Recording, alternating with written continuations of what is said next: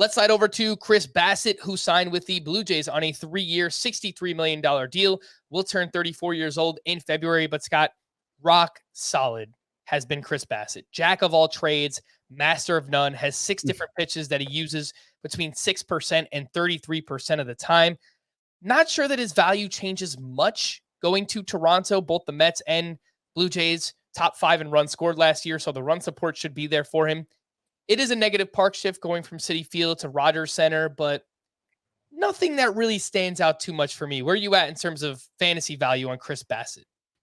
Yeah, I think the park shift sounds worse than it actually is. We've pointed out on a couple of occasions that Rogers Center doesn't play quite so hitter friendly since they adopted the humidor, which was actually a year earlier than most other venues.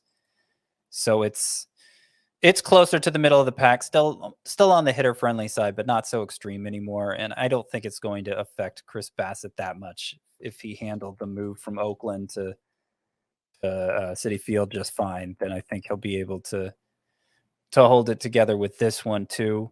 He's been a guy who's tended to outperform his peripherals in the past.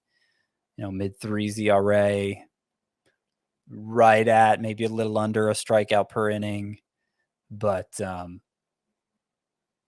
yeah, should give them some volume, should throw a lot of strikes, and we'll have a good offense backing him up. So I would say stock basically the same for Chris Bassitt.